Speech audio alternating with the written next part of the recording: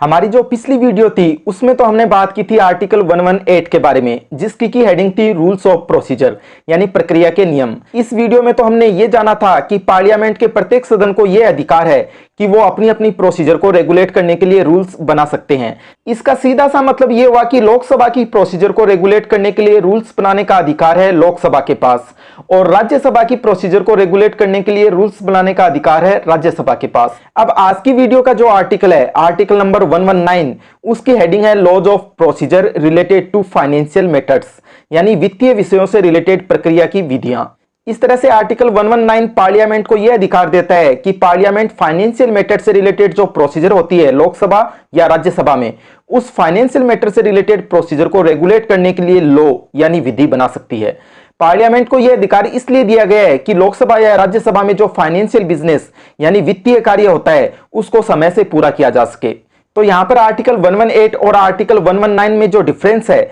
उस डिफरेंस को हमें बहुत ही अच्छे तरीके से समझने की जरूरत है। बात करें पहले आर्टिकल 118 की, तो यह एक तरह का जनरल प्रोविजन है, क्योंकि यहां पर जो भी रूल्स बनाए जाएंगे वो लोकसभा या राज्यसभा में होने वाली किसी भी तरह की प्रोसीजर से रिलेटेड हो सकते हैं। जबकि दूसरी तरफ जो आर्टिकल 119 है वह एक तरीके का स्पेसिफिक प्रोविजन है, क्योंकि यहां पर जो लॉ बनाए जाएंगे वह केवल और केवल फाइनेंशियल मैटर से रिलेटेड प्रोसीजर यानी वित्तीय विषयों से संबंधित प्रक्रिया से ही रिलेटेड होंगे। बिल्कुल इसी तरह से जो आर्टिकल 118 है उसके तहत लोकसभा या राज्यसभा के पास अधिकार है केवल रूल्स यानी नियम बनाने का, जबकि आर्टिकल 119 के तहत पार्लियामेंट के पास जो अधिकार है वो है लॉ यानी विधि बनाने का। इन दोनों डिफरेंस को समझने के बाद में बारी आती है इन दोनों आर्टिकल से रिलेटेड सबसे इंपॉर्टेंट बात की। वो सबसे इंपॉर्टेंट बात यह है कि जब भी आर्टिकल 118 के तहत बनाए गए रूल्स और आर्टिकल 119 के तहत बनाए गए लॉज में कोई भी टकराव होता है, यानी दोनों एक दूसरे के अगेंस्ट में जाते हैं, तो ऐसे में आर्टिकल 119 के तहत बनाए गए लॉ ही प्रिवेल करेंगे। यानी इन दोनों आर्टिकल्स में किसी भी तरह की टकराव की सिचुएशन में आर्टिकल 119 के तहत बनाई गई विधियां ही मान्य होंगी।